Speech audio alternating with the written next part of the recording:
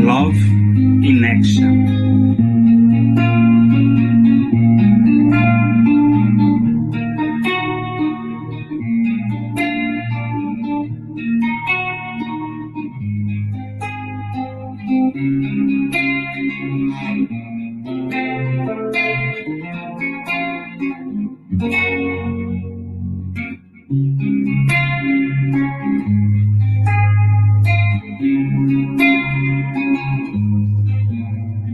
Oh, Jesus, here I am, my knees on the floor to say thank you, my Lord, for the lights that comes through this door. Your love is the key to change the entire world. Using these chains wisely, we will live in peace and harmony. Now I understand, helping others is helping myself. Your words now are crystal clear. Your teachings have no frontier. To see all this transformation, we just have to put love in action.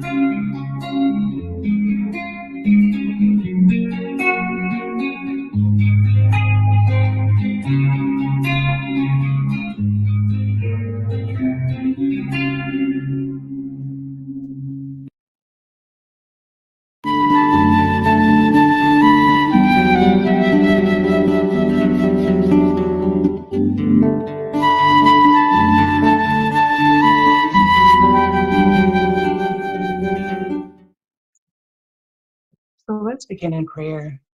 Let's close our eyes, opening our hearts, and feeling the presence of the good spirits here with us, feeling the presence of our guardian angels, feeling the presence of our good spiritual friend Jesus, and noticing how good it feels to have taken this opportunity to give our souls the field of light that comes with edifying conversation, that comes with lessons of truth, that comes with the intention to improve ourselves through learning and transformation. May our hearts and minds and souls remain open to this possibility of transformation by applying what we have learned. And we just offer any resistance we may have inside of us over into the light, that we might fully receive this benefit of the opportunity to transform and to apply what we have learned. Dear Jesus, stay with us, and may the peace of Jesus be with each and every one of us tonight. So be it. Well, welcome, everyone. We are here tonight to talk about chapter 2 from the book Thought and Life. And this book is by Emmanuel. It's a very short book that has a specific purpose in mind for us to read it. And this is from the introduction. And many of you have heard me say that one of my favorite things to do is to actually read the introductions of books because they tell you why you should read the book and what's the purpose of the book. And but this book, Thought and Life, we are told by Emmanuel that the ultimate goal of this book is that through the millennia, over time, with each of our successive lives, that we shall identify ourselves with the infinite wisdom and the infinite love that constitutes the thought and life of God. So if we were to apply this filter, this idea that we are going to, identify ourselves with the infinite wisdom and infinite love, that is the thought of God. Let's progress through our talk tonight and progress through the learnings, thinking about this question: how can I identify myself with the infinite wisdom and love of God? How can I identify myself as someone who is thinking the thoughts of God? So this is how we want to approach our learnings tonight. And so the book opens with this really interesting, or this chapter opens with this interesting analogy that the human mind is like an office, right? And it says that the human mind could be compared to an office, which is like the living mirror of an awakened consciousness, and that it's like this office that has been subdivided into several departments. So this is an interesting analogy. And this is like the first kind of two sentences of the book. And I thought to myself, this is going to be interesting, right? So it breaks down sort of these different departments. So the first department, it says, is the department of desire, right? And so this department is where dreams, right, aspirations, and our purpose is at work, right? The things that we want, the things that stimulate us to activity. And for many of us, we spend a lot of time in this department thinking about all of the things that we want, recognizing, of course, that there are many other departments that would produce the action, that would produce the results, that would produce the vibrations around this. Many times we just stay here in this department of desire. But if we think back to this big office building, that's just kind of one of these rooms, right? It's not everything. So when we get lost in a spiral of all the things we want, we have to remember we're so much more than just the things that we want. We are so much more than that, right? We are identifying ourselves with the infinite love and wisdom of God, which is much more than just what we want, right? So, but it's still, even then, very important for us to use this department wisely by dreaming big, by thinking about the things that we want, but thinking about like goals and like our life plan and like our vision for ourselves, the vision for our transformation. I mean, have you ever thought about like what the ultimate version of this life could be for you or for me? We think about Emmanuel and his incarnation as Publius Lentulus, and he has said repeatedly that that was one of his most impactful incarnations because he made such a dramatic transformation in that life, in that particular incarnation. So ask yourself, what would be the most dramatic transformation that you could have in this lifetime? Like, what's possible for this lifetime? What's the biggest dream you have for yourself?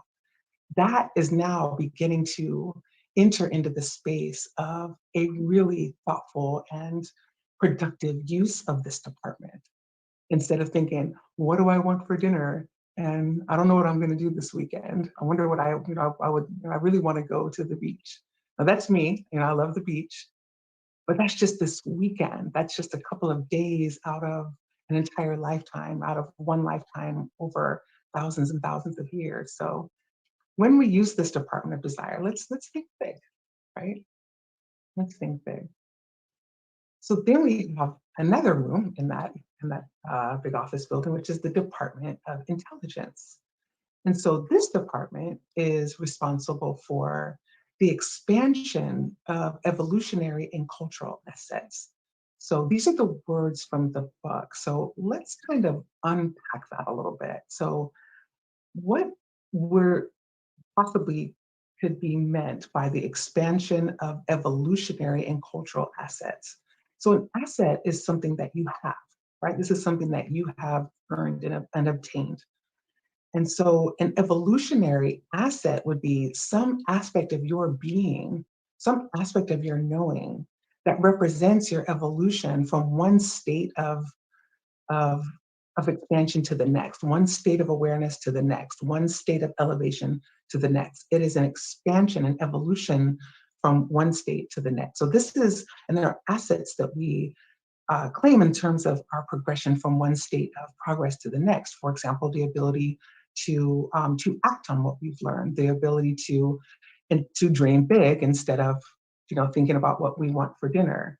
But there's also this idea of a cultural asset. So cultural assets are these gifts that we give to humanity, right? So when we think about all of the gains that have been made on this planet in the areas of science, in the areas of the arts, in the area, of all of the ways that we live in engineering and all of the things that the creative arts that impact the way that we live, that impact the way that we enjoy our lives. So these are our cultural contributions, right? And the cultural assets are the parts of our intelligence that contribute to that. So as we evolve, we become less consumers always taking and begin to start giving of ourselves and giving of our gifts. And our capacity to give, that capacity to give is the asset, right? So I want to make sure that we're good there. And by the way, so I know some of us are new to our public meetings. I want to welcome you wherever you're joining from. We're glad you are here, and you can ask questions at any time. Unmute and ask a question, or you could put your questions in the chat, and we'll keep an eye on that as well. So if anything would benefit by some additional explanation that hasn't been given, please don't let that opportunity pass and put your question. So glad that you are here. So when we think about intelligence, it's a part of the mind, right? Intelligence exists as an attribute, as part of the mind, but the mind itself is an attribute of the spirit, right? The brain is an organ that exists in this physical body, but the mind itself, this capacity to contain intelligence, is not in the brain. It is contained in the spirit. So it's a very important distinction that it is the spirit that is producing not just the mind, but also the thoughts that come with it. The brain is not producing thoughts, right? That is not an attribute of the brain, which is important for us to know because we sometimes associate that with the brain, but the actual production of the pictures and the thoughts it comes from the spirit. So here's what else takes place in the Department of Intelligence, right? The imagination, right? So intelligence uses the imagination to create, to build, to expand, to elaborate. And there's this interesting thought that is important to share with some of you that may not know this, is that, the first 7 years of a child's life, this is the period where the child uses the most of its imagination, right? Oftentimes not being able to differentiate the imagination from reality. And it's also these first 7 years of a child's life that it's most closely connected to the spiritual realm, right? And in the spiritual realm, even past those 7 years, is where our imagination is sufficient alone by itself to produce and create everything that we fear and everything that we desire based solely on our mental strength. So I'm going to say that again, right? So in the spiritual realm, the imagination is sufficient to create all of these things. And the physical realm is not so different. It's not so different at all. And we're going to talk more about that. So imagination is also, it's the tool that we use to reprogram our mind with positive and with good images, right? And we think about the fact for thousands of years, over the millennia, that we've programmed our mind with useless fear and short-sighted desires like the weekend or the next meal, right? Or worse yet, in things like vices that produce short-term pleasures but long-term destruction, right? That's what we mean by short-sighted desires. And the result of this consistent programming over the millennia is that these fears and desires continue to produce all of our experiences in life. So literally, if you look around your house right now, every single thing that you can physically see or wherever space you're in started with a thought. If you can find one thing in your environment that did not start with a thought, I would like you to put that in the chat. because I would like to be educated on that. But my understanding is everything we have around us has been produced with a thought. And just like the things you can see that are tangible objects, so are all the situations in our life that were initially produced by thought. If anyone can think of a situation in your life that was not produced by thought, please put that in the chat also. I'm very curious about that. And so this brings to us that we have to use our imagination, right? We have to make the effort to form images that depict in detail, right, all that we want for our lives, including the feelings that we want to have. Because we can first produce feelings in the mind. It's as simple as remembering something someone said or did that annoyed us. And if we replay that, we can produce the same feelings of annoyance without even trying.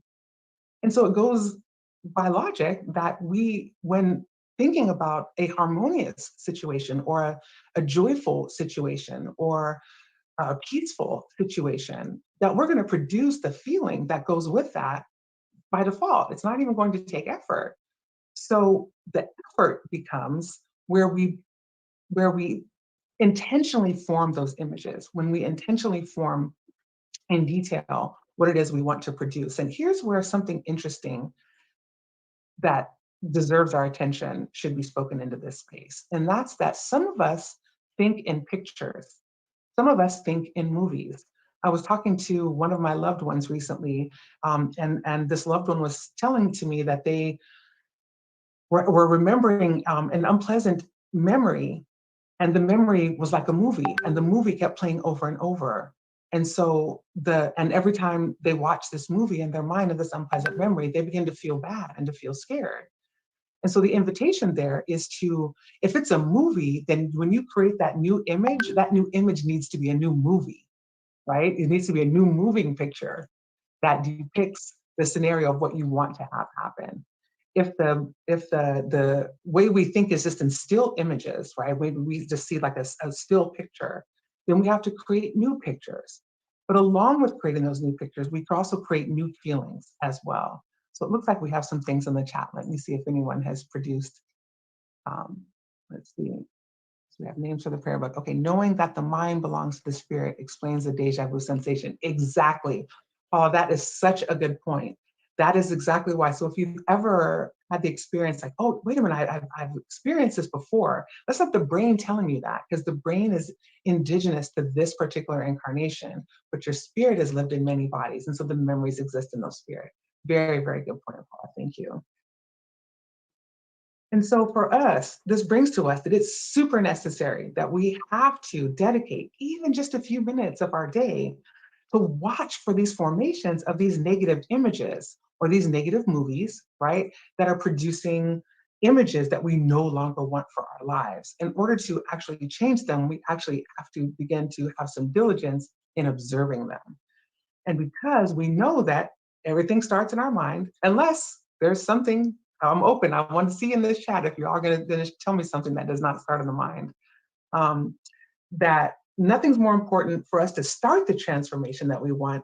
It has to start in our mind, right? So this is critical. This is critical for us. We have to begin to now look at how we can enter into right relationship with these different departments of the mind. And tonight's lesson is really how we do that. So let's move on. So when we think about some of the other departments, one of them is the Department of Memory, right? The memory contains all the archives of our experiences, and Paula, you saw into the future there, right?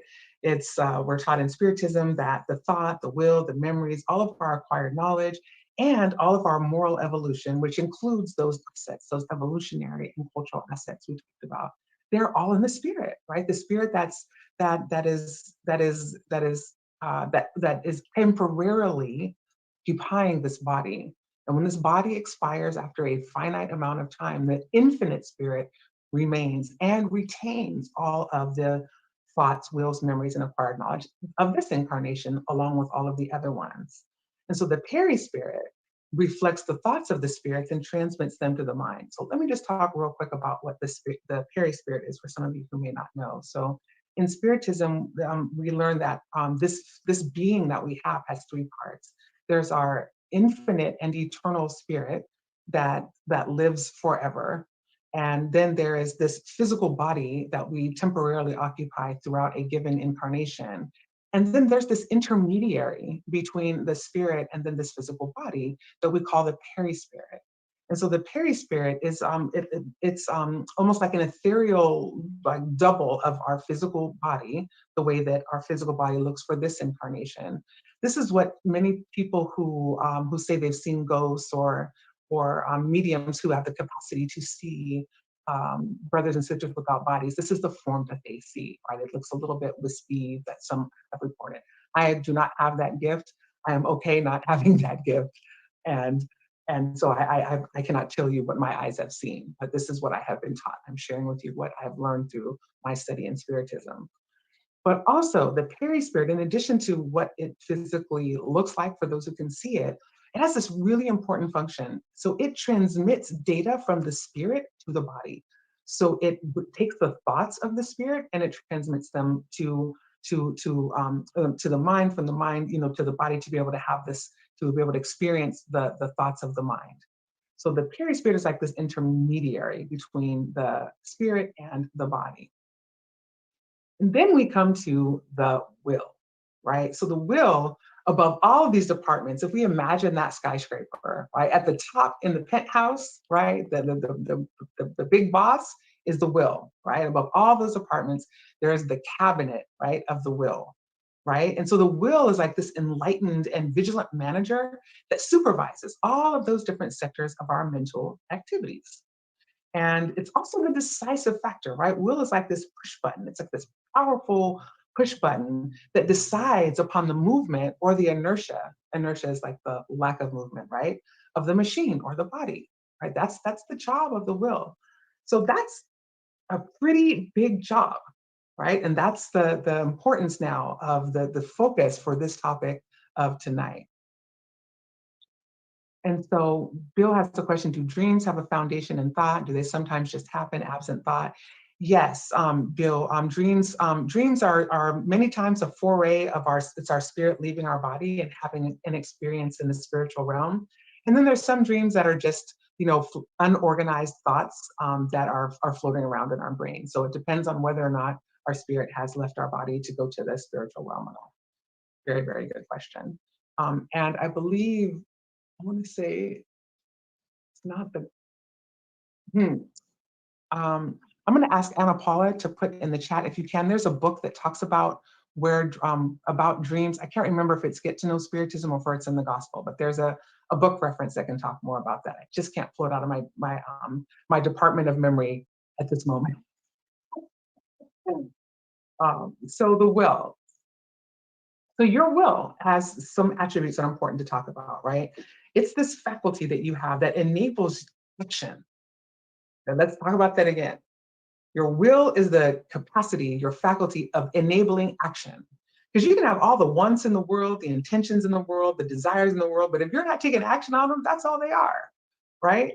But the will is that push button that says, let's go do that thing. Let's go execute on that goal. Let's go speak that calm word. Let's go do that loving thing. It's the will that executes on it. And so this also includes as attributes of the will, a strong character, firm decisions, and courage. And so a strong character, when we think about that, character is your ability to act in alignment with what you believe. That is considered character, right? When we have poor character or weak character, that's when there is an inconsistent application of our actions in alignment with our values and beliefs, right? And then firm decisions are the decisions we make and then we keep, right? Sometimes we make a decision and then 5 minutes later we change our mind. That's not considered a firm decision. And then all of this takes courage, right? Because in order to have a strong character, we have to many times go against the grain of what everyone else believes, right? If we're going to stand true to our values and act in accordance with that, many times that means doing things differently from your friends or doing things differently from your family or doing things in a way that might cause your colleagues at work to look at you differently because you're taking a stand. So this courage is also part of the will. It's the capacity to continue taking action in spite of whatever the heck other people think, right? And also thought and will are also part of the spirit, but only the will is sufficiently strong to support the spirit's harmony. The spirit's harmony with what? What we talked about, the intention of this lesson was in the first place, to identify ourselves with the infinite love and the infinite intelligence as the thought of God, that we are thinking the thoughts of God and connecting and identifying ourselves with the infinite love and wisdom of God. Only the will is sufficiently strong enough to support the spirit's harmony with this intention. Desire alone is not going to do it. Intelligence alone is not going to do it. Memory alone is not going to do it. None of those things are going to do that for us. It's will that produces that. But even the will cannot stop, mental reflections when it comes to connections of beings of a similar mental wavelength, right? So this is, attunement is an unavoidable law. The will is not stronger than the law. And here's where we have to be really thoughtful and begin to really pay attention now to the rest of this lesson and make sure that we are retaining and taking into our being what we need in order to strengthen our will so that we can align ourselves with the spirit's harmony in spite of some of the obstacles that will be placed in our path. And attunement is one of them. So we'll have to use the will to discipline ourselves to produce the vibration that is attuning with the energies that we actually want to be in collaboration with, right? So that's for us to think about. But the will can impose discipline over the elements, right, that administer, such as thought, keeping those thoughts aligned towards the good. That's the basis of our ability to meet the intention, right? We have to monitor and control our thoughts in order to keep ourselves aligned with the identity of alignment with the infinite love and wisdom of God and with the thinking the thoughts of God. So there's this question from the Spirit's book, right? And the question is, could men or women always, through his or her own efforts, overcome his or her bad inclinations? And the answer is yes. However, and frequently making very insignificant efforts. So we can, through our efforts, right, overcome our bad inclinations, but we're not making them. And it says what he's missing is will. Ah, how few of you really make an effort. So this is directly coming from a spirit that was questioned by Allan Kardec, the codifier of the Spiritist doctrine and philosophy. And the answer is how few of you make an effort. And so who are we in this space? Not asking anyone to answer it out loud. This is, we answer this inside, but how much of an effort are we really making to develop our will? How much of an effort are we really making to take action on our wants and desires? How much of an effort are we really making to have a strong character, firm decisions, and courage? How much effort are we really making to harmonize our spirit with infinite love and wisdom? Right? How much effort are we really making to discipline our thoughts, keeping them aligned towards the good? And the answer is probably not very much, right?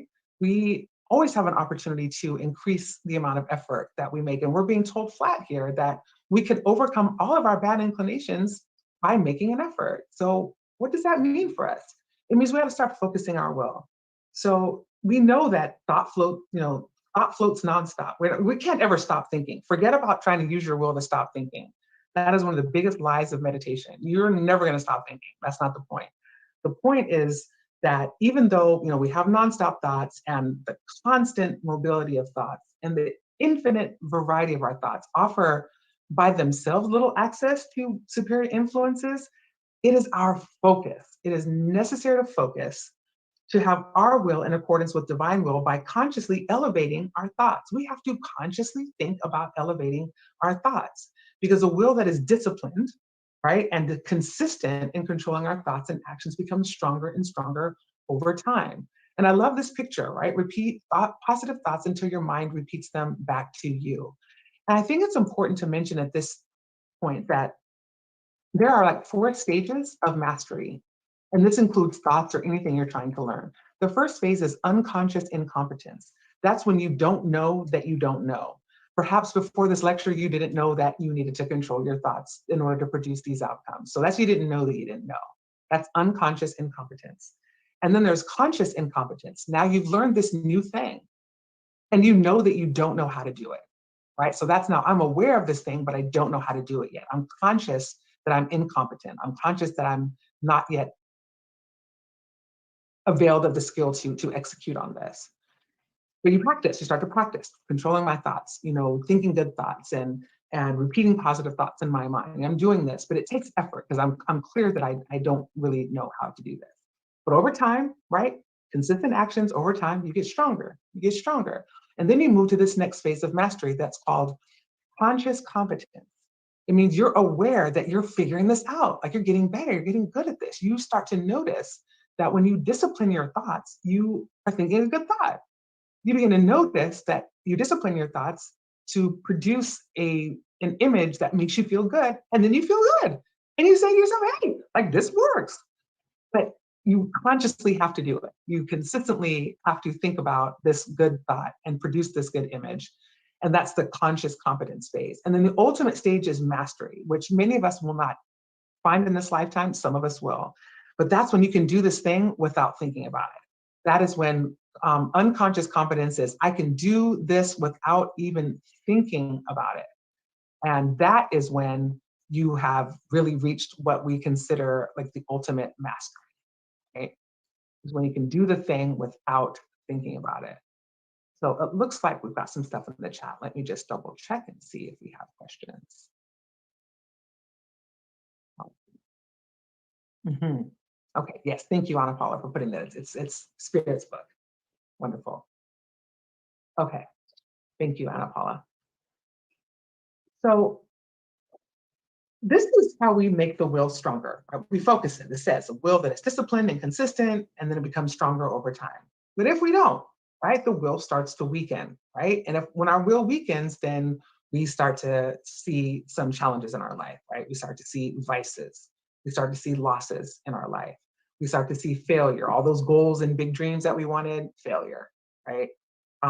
Unfaithfulness. Maybe it's unfaithfulness to our partner. Maybe it's unfaithfulness to ourselves. Maybe it's unfaithfulness to our character in terms of not living in a way that demonstrates our alignment and our congruency with our character and with our stated values.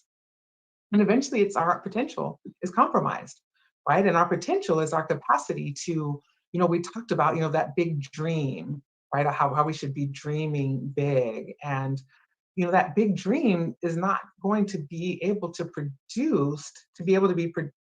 that big dream cannot be produced from a state of weakened will. And that big dream represents our potential. That's like our capacity. The biggest we can dream is the biggest of our potential. So if we're not dreaming big, then we're already limiting our potential immediately, right? But assuming that in our, before the will weakens, that we're dreaming big, that's our potential, and that begins to weaken. And if this and our potential is compromised, and if left unchecked or untreated, right, the will diminish until it begins to lose awareness, to lose self-awareness, and will continue to weaken, right, until a total loss of our will, right? And that that weakened will begin to change the way we live, right? It's going to change the way we act. It's going to change, the way we fight, right? Because we may start from fighting ourselves to fighting other people, right? Because we always have to fight ourselves. We have to fight down the lower desires in order to execute on the highest expression of ourselves. But changing in our will may make us fight other people now, which is not the highest expression of ourselves. It's going to change the way we learn. It's going to change the way we serve, right? It just adds like this picture shows, it's kind of the beginning of some gloom and doom. And if it continues to weaken, right, then we've got some serious dangers ahead that are far, far more concerning, right? Some of those dangers include how we feel about the loss of will, right? We notice when we start to weaken, and it may produce loneliness and irritability, isolation, anxiety. In and of itself, we have situations, and then we have how we feel about those situations that can produce more suffering for us, right? So it's how we feel, we're suffering. And then there's the narrative we tell ourselves about how we feel, right? And then that creates more suffering for us. But then obsession is also becomes a real danger, right? And there's three basic kinds of obsession, which we learn about in the Spirit's book, as well as in the book of Mediums, and also get to know spiritism. There's simple obsession, fascination, and subjugation. And a quick sentence about each one. Simple obsession is, is a one or more spirits trying to influence us, right? Fascination is when we can begin to be confused. It's when and deluded spirits begin to gain our trust, and paralyzing our judgment, right? And then the subjugation is basically like the complete overtaking of the body. And we're going to talk about this. So simple obsession, it starts very simply, right? But it depends on a fragile will. So now we already have the importance, right? The importance of maintaining some discipline with our will. It just kind of starts with a mental suggestion of a low vibration. It's just a change of thought, right? Just a change of thought. So when we notice that, this is why we've got to be vigilant about our thoughts, right? So when we start to have thoughts that are not reflecting that big dream of ours, it's not reflecting our character, it's not reflecting a strong will, then we have to immediately use our will to disconnect from that suggestion, right? To reestablish harmony with divine will. Remember the intention of this book, reestablish our identity with the infinite love and wisdom of God, and identify ourselves as a being that is thinking the thoughts of God. So we reestablish that, and the consistent and constant elevation of our thoughts, and then maintaining a positive vibratory pattern in our being, right? Because the thing with simple obsession, the spirits tell us when a spirit gets tired of trying to talk to us and we don't listen to it, it gets tired of not being listened to and it leaves. Just like you would. If you're talking to someone and they stop listening to you and you keep talking and they don't listen, you're gonna leave. And there's nothing to get, nothing to do there. And so the spirits tell us this. This is the best way to treat this. You just don't listen to that thought, and you continue to act in alignment with the intentions of that man Emmanuel brings us for this book, which is to identify with the infinite love and wisdom of God, right? But if we don't, then the progression to fascination happens, right? This is now the mind to mind. The change of thought continues to fixation and a compromise of the will. This shows up, in changes to the emotional and physical field. You can see from this picture, this is a drastic depiction of how a change of thought produces a change in behavior. And one of the aspects of fascination that is important for us to note is that this is where the obsessive spirit is making us believe that the most absurd things are truly sublime. Just think about that for a minute. Right? How else does a person end up looking at, with this depiction of all the pills? But imagine it with any vice, right? That's obviously not a sublime thing, but there we are. So that's the importance then of making sure that we immediately use our will to disconnect, because the next step after fascination, right, is total subjugation, where the will is nullified. Right, and the peri spirit of the obsessing spirit has completely taken control of your peri spirit, and the self-awareness is annulled. It can produce involuntary movements, but the life is completely changed, right? And at this point, relief and help are necessary and can be provided through spiritual treatment and assistance, which is a service that we do provide here at the Spiritist Center free of charge. And if this is something that you feel like you that you would benefit from, please feel free to send me a message, send Flavia a message, and we can talk to you more about that for the meeting. So this brings to us then the importance of exercising the will. So here are some of the things we can do to exercise the will, and I would love it if you all would put into the chat any ideas that you have about how we can strengthen the will. I would love to hear from some of you. You can either speak it out or put it into the chat. But to exercise the will, here are some of the things that we need. One is to increase self-awareness, right? And one of the most important ways to increase self-awareness is using the prayer from St. Augustine, which is at night before we go to sleep. We say this prayer, and then we also kind of ask ourselves this question. We ask ourselves like kind of three questions. The first question we ask ourselves is, we kind of look back on our day and we ask ourselves, what did I do that would have offended God? What did I do? But thinking about my identity, right, with infinite love and infinite wisdom, what did I do today that would have been offensive? And you just examine that, and you just learn about who you are. And I got this from Anna Paula. She said, after you've identified something that you did that, that would have been offensive to God, You replay in your mind, you produce a new image of your mind of yourself doing it the right way, right? You also ask yourself if you've done anything or said anything that you would not have wanted done to you, right? Did you say or do something to somebody else that you would not have been happy if you were the recipient of those words or deeds? And once again, if the answer is yes, then you replay that in your mind with a new image of yourself with the correct action. And like this, not only do we become self-aware, but we begin to reprogram ourselves. And then the third one is, have we done anything in secret that if anybody knew, like we would be ashamed, right? And again, we replay ourselves seeing that differently, right? So it looks like we've got some stuff in the chat. Let me see. Engage in charity work. I love this. Absolutely.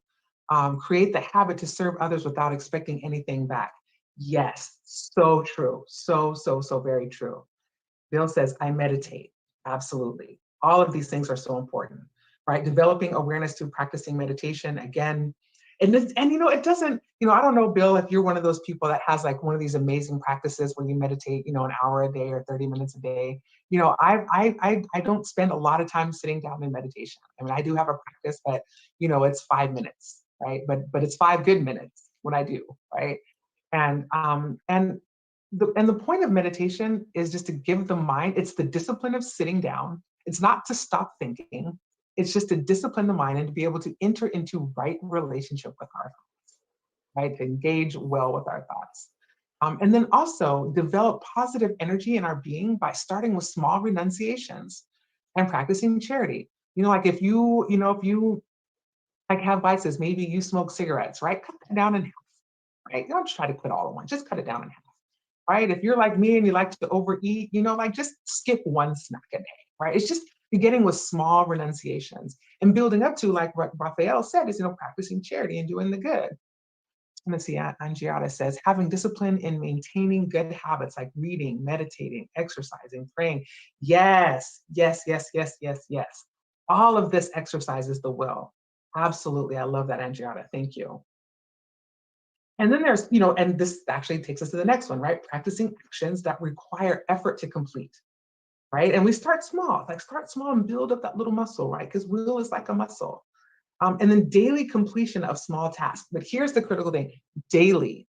Because in order to do something consistently, to build up a habit, it has to be done daily. And the science has shown us that anything that you do daily for 21 days, if you can do something daily for 21 days, you actually move from that space of unconscious competence to conscious competence. You like move to that space of being able to execute without having to put a lot of thought in it, right?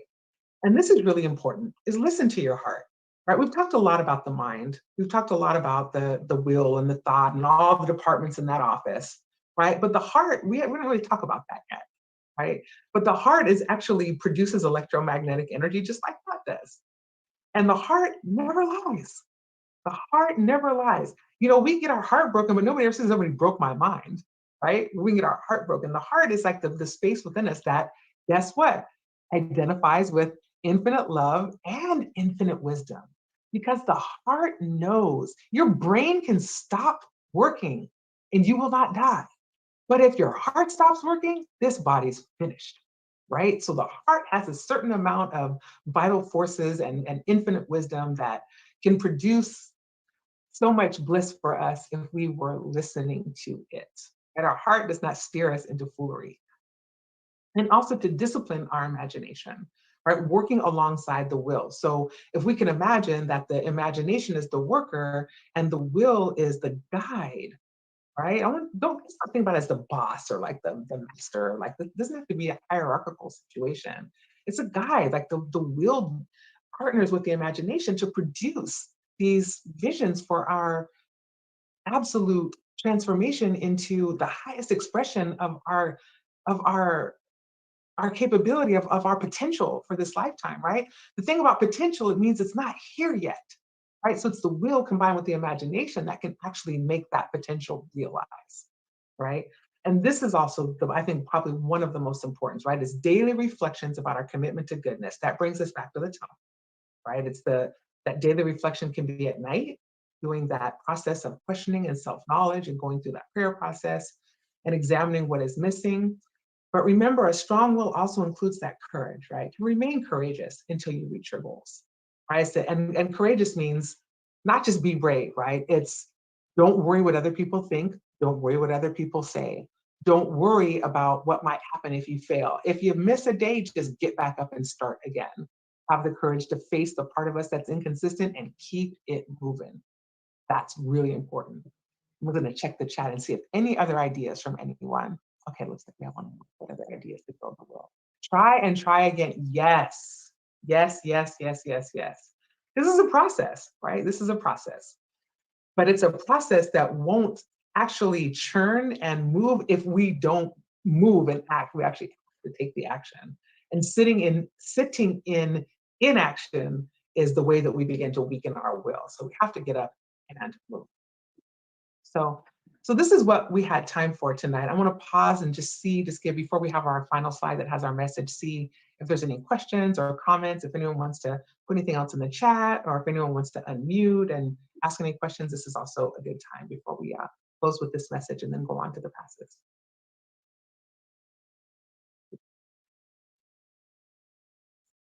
So our last slide is let's see. Oh, not a question, but just a comment. It's Yes. like being like the little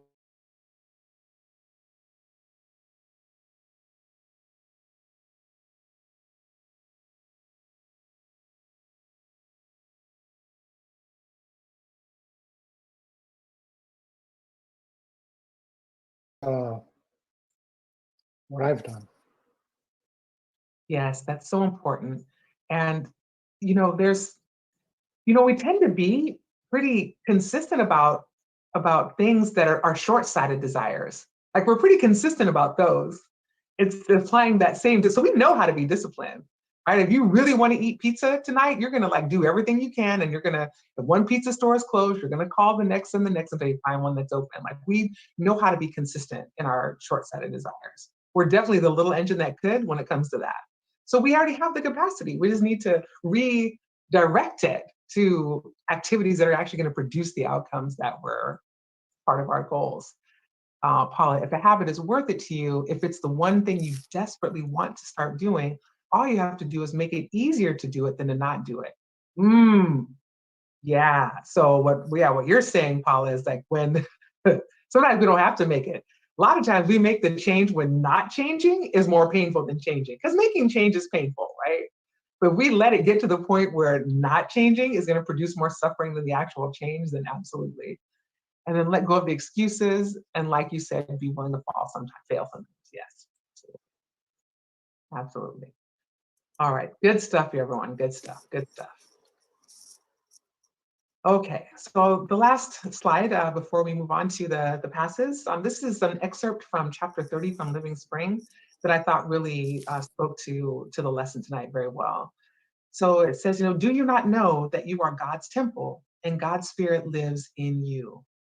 Inside the tiny seed lives the blueprint of the whole tree. In the heart of the soil are melodies of the spring. Nevertheless, the orchard needs constant care. The crystal clear spring needs an aqueduct so that it may run without becoming contaminated. Similarly, the spirit harbors the gene of divinity. God is in us as much as we are in God. However, so that the divine light might shine forth from human darkness, it is necessary for the educational processes of life to work in us. Only the heart ennobled in great understanding can pour forth a sanctifying heroism. Only the educated mind can produce illumined forms of thought. Only spiritual greatness can produce a soothing voice to speak balanced, sublime words. Educate yourself, and you will transform irrationality into intelligence, intelligence into humanity, humanity into angelhood, and you will build heaven on earth. Since we know that God dwells in us, let us improve our lives so that we may reflect God. And so that is what we had for tonight. And looks like we have one more thing. Starts with having compassion for yourself and give small steps and keep going. Yes, Gisele, absolutely. Thank you so much, everyone. I'd like to invite you all to get some water as we prepare for the Pass. So you have some water that can be blessed. Mama Alessandro, keep going is the main idea of this process. Yes, yes. And just pick yourself up and just keep going and pick yourself up and keep going. Absolutely. And that's the process. Improve is not a one-shot deal, right? We know God dwells in us, so we improve our lives daily that we may reflect God. And every day we start again, and every day we start. Absolutely. All right, so we're going to prepare for the passes. So make sure you have some water nearby, and let's prepare.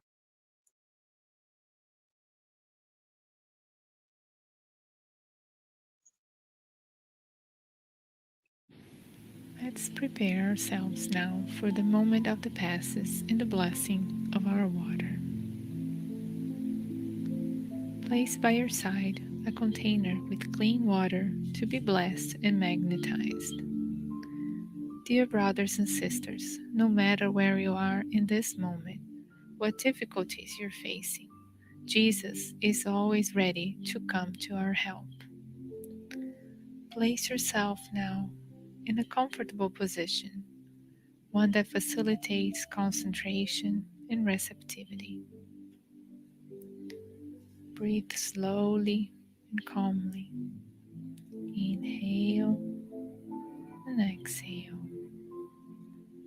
Inhale and exhale. Fill your lungs with air and release slowly. Let the energy of tranquility and peace penetrate your lungs and circulate throughout your body. Your soul, in harmony with your body, feels peaceful and at peace. Let us think now about the passage of Jesus among us. In a beautiful and clear day, the golden rays of the sun illuminating the joyful landscape, multicolored flowers, bouncing, chirping birds fill the landscape with optimism. The news of the cures brought a crowd of needy people around Jesus. Suddenly, Jesus appears, calm and serene. His white tunic is light and long all the way up to his feet. At the sunset, all those who were sick and affected by different diseases were brought to him, and Jesus, laying his hand on each one, healed them, as narrated in the Gospel of Luke. Let's mentalize now Jesus approaching us in this moment, placing his friendly hands on top of your head. Feel the presence of this divine master right with you, feeling like a waterfall of pure and crystalline waters start to fall from his hands, coming from his love to bathe you, falling on your head, streaming down your shoulders, bathing your whole entire being, bringing you peace, serenity, and balance, cleaning all impurities and pacifying yourself. Feel these waters bathing you, cleansing and purifying. Breathe. Now think of Jesus as a sun right before you, his light, his warmth, embracing you, enveloping you. Feel the healing emerging, emanating from Christ towards you. He hears your prayers. Trust him. His love is infinite. He is always by your side, protecting, offering everything you need. Trust him. Feel and absorb all these magnificent healing energies coming from Jesus in this moment. His light surrounds and embraces you. Feel these energies running throughout your body, Feel yourself re energized, strengthened, and at peace. Dear Lord Jesus, our divine friend, extend your generous hands, Lord, and transform these waters into remedies for our physical and spiritual ailments. Hold us, Jesus, in your peace. Extend your vibrations of love for the benefit of my home, dear Lord. May peace, health, tranquility reign here with my family. We give thanks to you, Jesus, and pray that you stay with us today and always. Thank you, God.